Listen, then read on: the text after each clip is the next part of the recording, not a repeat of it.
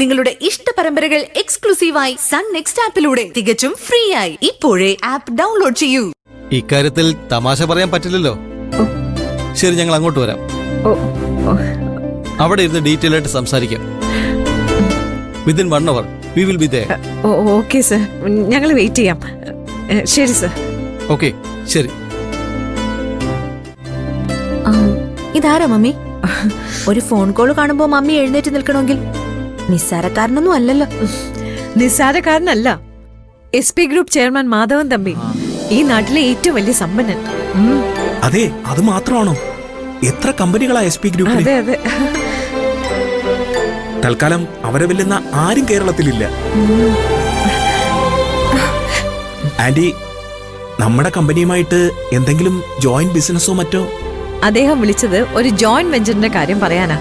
പക്ഷെ അത് കമ്പനികൾ തമ്മിലല്ല, കുടുംബങ്ങൾ തമ്മിലാ. SP ഗ്രൂപ്പ് ചെയർമാനും അദ്ദേഹത്തിന്റെ ഭാര്യയും 1 മണിക്കൂറിനുള്ളിൽ ഇവിടെ എത്തും. അവര് വരുന്നത് അവരുടെ മകളും സൂര്യൻ തമ്മിലുള്ള വിവാഹം ഉറപ്പിക്കാനാ.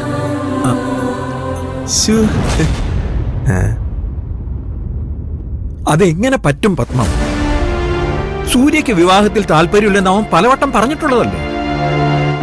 മമ്മി, എത്രയോ ആലോചനകൾ നോക്കിയിരിക്കുന്നു. വിവാഹ നിശ്ചയം വരെ എത്തിയതുമല്ലേ. എന്നിട്ട് സൂര്യ വേണ്ടെന്ന് വെച്ചതല്ലേ? എടി, ഇത് അതുപോലെ അല്ല. അവരങ്ങനൊരു താല്പര്യം പ്രകടിപ്പിക്കുന്നുണ്ടെങ്കിൽ ഇത് നടന്നേ പറ്റൂ.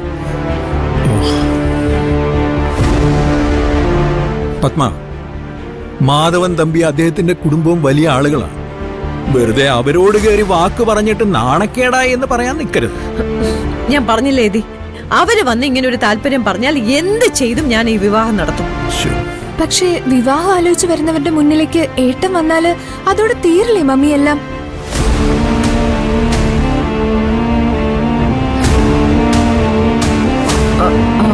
വിജയ്, അവരിവിടെ വന്ന് കാര്യങ്ങൾ സംസാരിച്ചു പോകുന്നതുവരെ സൂര്യ ഇവിടെ എത്താൻ പാടില്ല.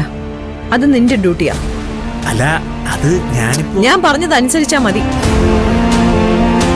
പത്മ, വിവാഹത്തെക്കുറിച്ച് എന്തെങ്കിലും തീരുമാനം എടുക്കുന്നതിന് മുൻപ് സൂര്യയെ വിളിക്കണം, ചോദിക്കണം.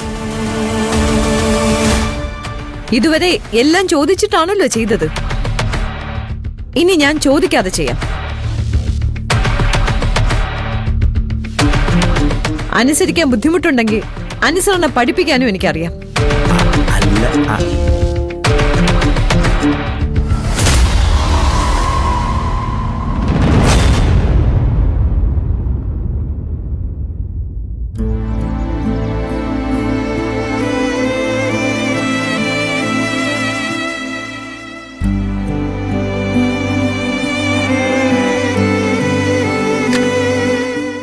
മോളെ, ആ ജുവലറിക്കാരനെ പോലീസ് അന്വേഷിക്കുന്നെന്ന് പറഞ്ഞല്ലോ. എന്നിട്ട് എന്തെങ്കിലും വിവരം അറിഞ്ഞോ?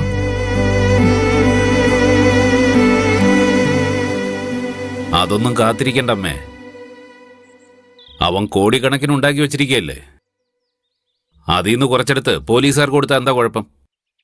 അവനെ ആരും കണ്ടുപിടിക്കാനൊന്നും പോകുന്നില്ല. അവരൊക്കെ നല്ല ബുദ്ധിയുള്ളവരല്ലേ മുത്തശ്ശി. എവിടെയെങ്കിലും നാട് വിട്ട് പോയിട്ടുണ്ടാവും. ആ, ദുഷ്ടന്മാരെ പന പോലെ വളർത്തൂ എന്ന് പറയുന്നത് വെറുതെ അല്ല.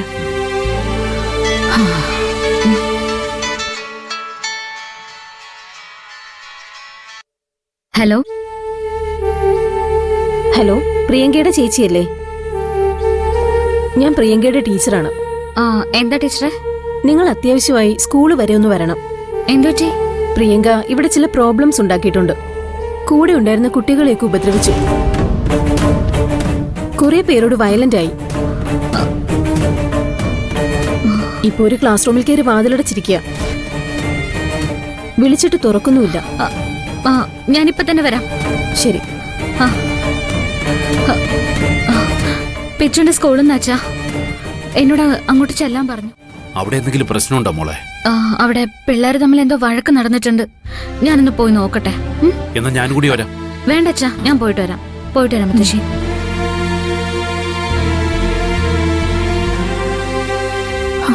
എന്താ ഇത്? ഒന്നിനു പിറകെ ഓരോ പ്രശ്നങ്ങൾ വന്നോണ്ടിരിക്കുകയാണല്ലോ.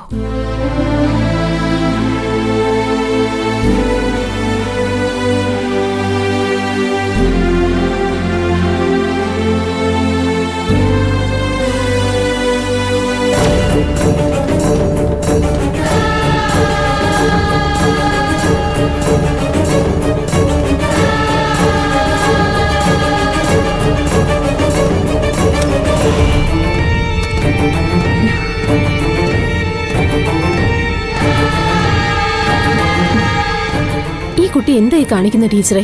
എത്ര നേരമായി റൂമിൽ കയറി വാതിലടച്ചിരിക്കുകയാണ്. ടീച്ചർ അവളെവിടെ? ഈ ക്ലാസ് റൂമിനകത്താ. പ്രിയങ്ക അകത്തുനിന്ന് ലോക്ക് ചെയ്തിരിക്കുക. എന്താ അവള് കാണിച്ചത്? പ്രിയങ്കയും ഫ്രണ്ട്സും ഒരുമിച്ച് നടക്കുകയായിരുന്നു. പെട്ടെന്ന് പ്രിയങ്ക ബഹളം വെച്ചിട്ട് ഒരു കുട്ടിയുടെ മുടിക്ക് കുത്തിപ്പിടിച്ചു. അയ്യോ, വേറൊരു കുട്ടിയെ തള്ളിയിട്ടു. എന്തൊരു ബഹളായിരുന്നു എന്നറിയോ? ഈശ്വര, എന്തു പറ്റി എന്റെ കുട്ടിക്ക്? നന്ദിനി, പ്രിയങ്കയ്ക്ക് ഇങ്ങനെ എപ്പോഴെങ്കിലും ഉണ്ടായിട്ടുണ്ടോ? ഇല്ല, അവൾക്ക് ഒരു കുഴപ്പമില്ല. എന്റെ കുഞ്ഞിനൊരു കുഴപ്പമില്ല. ഞാൻ വിളിച്ചു നോക്കാം അവളെ. പിച്ചു, മോളെ വാതിൽ തുറന്നേ. മോളെ, മോളെ ചേച്ചിയെ വിളിക്കുന്നേ. വാതിൽ തുറക്ക്. പിച്ചു, കതക് തുറക്ക്. മോളെ, പിച്ചു, ചേച്ചി അല്ലടാ വിളിക്കുന്നേ. തുറക്ക് മോളെ.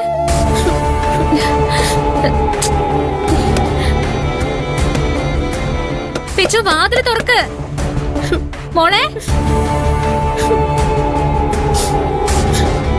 പിച്ചു.